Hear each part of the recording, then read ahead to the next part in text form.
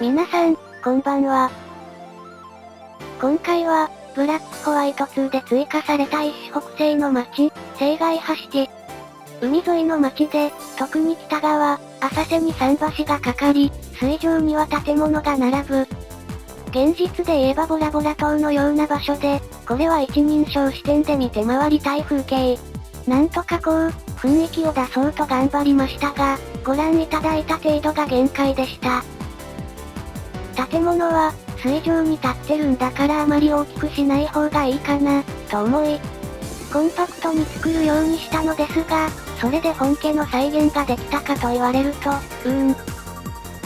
桟橋はハーフブロックにできればと思っていたのですが、この辺りまで作り進めていると、もうハーフブロックも他の場所で使い切っちゃっていて、普通のブロックを使ったわけですが、桟橋というには厚すぎるものになっちゃったかなと。一方で、南側。青海橋ジムは曲線を出すために、枠組みだけモデルを用意したり、プルリル君の顔空きパネルやマリンチューブの入り口もモデルを用意しました。この辺りはこれくらいしかないわけですが、だからこそそこをしっかり用意したつもりです。あと、やはり海沿いの町として重要なのは、海。北側はもともと陸地だったわけですが、削り取り、そこを砂に変え浅瀬っぽく。まあそこは大したことなく、メインはこの東。陸地が広がっているんです。海沿いの町だから、陸地が、海岸線が広がっていてもおかしくないわけですが、その陸地が青海波を回り込む形で南に伸びていてエリエみたいになっちゃってる。要は海沿いっぽい雰囲気にはなっていなかったんですね。そこで、変えようがしました。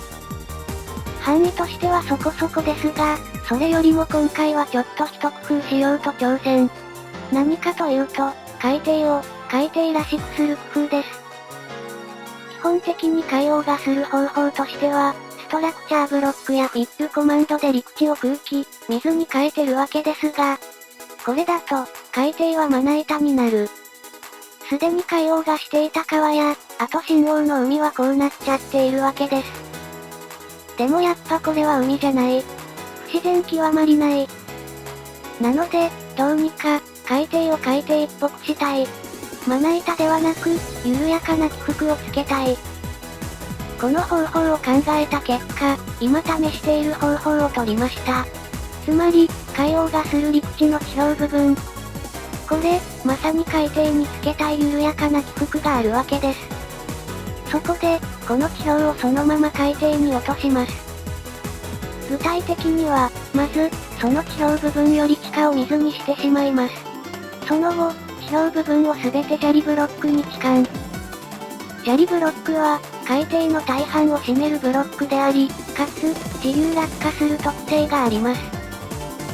つまり、地表部分の緩やかな起伏が、そのまま落下し、水に沈み、海底になる、というわけです。その結果が、この通り。最後の方、北東のあたりは面倒になってその地表の砂利化をしなかったわけですが、そのあたりのまな板に比べれば、他の範囲は海底がそれっぽくなったんじゃないかなと、周囲の地形も個人的に満足したところで完成した青海橋地がこちらです。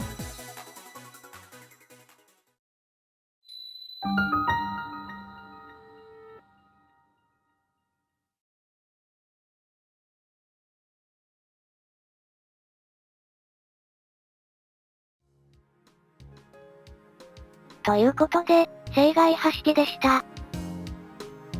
北側の桟橋、浅瀬エリアの雰囲気作りや、南側のユニーク建築物のモデル作りを頑張りましたが、やはりその東の海、ここに時間が一番かかりました。